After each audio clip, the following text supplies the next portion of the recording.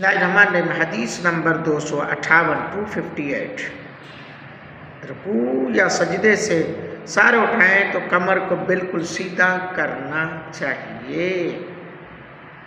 یہ نہیں یہ اب رکوع میں گئے سمیع اللہ لمن حمیدہ ربنا لک الحمد یہ سیدھا کھڑا ہونا ہے، بجائے اس چیز کے یہ نہیں ہے سمیع اللہ لمن حمیدہ ربنا لک الحمد اللہ اکبر، نہیں بلکہ سیدھا کھڑا ہونا.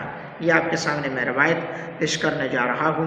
حضرت براء بن عازب رضی اللہ تعالیٰ عنہ بیان کرتے ہیں کہ نبی اکرم صلی اللہ علیہ وآلہ وسلم جب رکوع میں جاتے اور رکوع سے سر اٹھاتے اور جب سجدے میں جاتے اور جب سجدے سے سر اٹھاتے تو اس دوران تقریباً تھوڑا سا وقفہ کرتے، یعنی کہ وقفے کا تقریباً برابر وقفہ کرتے، وقف کے جیسا کہ نماز میں اور قرآن پاک پڑھنے میں وقف ہوتا ہے نا، تھوڑا سا رکتے.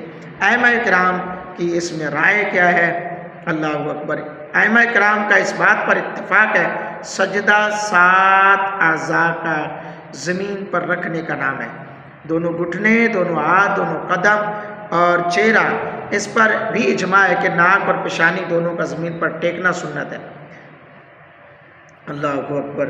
حضرات گرامی قدر، حضرت امام اعظم ابو حنیفہ فقہا اور مالکیہ رحمۃ اللہ علیہ کے نزدیک چہرے کا کوئی بھی حصہ حیت تعظیم سے زمین پر رکھ دینے سے سجدہ ہو جائے گا، البتہ رخسار یا ٹھوڈی زمین پر رکھنے سے سجدہ نہیں ہوگا.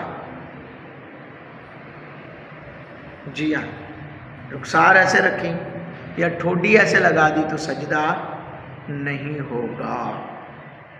جی ہاں. تو حضرت امام شافعی اکثر فقہائے مالکیہ اور صاحبین کا نقطہ نظر یہ ہے کہ صرف ناک پر اقتصار جائز نہیں بلکہ پیشانی کا زمین پر ٹیکنا بھی ضروری ہے. تو حضرات گرامی قدر، حضرت امام اعظم ابو حنیفہ رحمۃ اللہ علیہ کے نزدیک ناک یا پیشانی دونوں میں سے کسی ایک کو بھی زمین پر رکھنے سے سجدہ ہو جائے گا مگر مکروہ. جی، خالی ناک لگا دی سجدہ تو ہو جائے گا مگر مکروہ ہوگا، کراہت کے ساتھ ہوگا.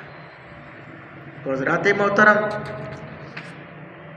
حضور علیہ السلام ناک اور پیشانی دونوں پر سجدہ کرتے تھے اور اس کے خلاف ثابت نہیں ہے. یہ بات صحیح ہے، اس میں کوئی شک نہیں. تو حضرات محترم، نبی پاک صلی اللہ علیہ وآلہ وسلم کے غلاموں، پتہ چلا کہ شریعت مطہرہ میں کہاں ہم اعتدال پسندی کر سکتے ہیں اور کن چیزوں پر ہمیں بالکل بچنا چاہیے. تو اللہ رب العالمین کی بارگاہ اقدس میں دعائے اللہ ہم سب کو نبی پاک صلی اللہ علیہ وآلہ وسلم کے بتائے ہوئے احکامات پہ عمل کی سعادت عطا فرمائے. آمین.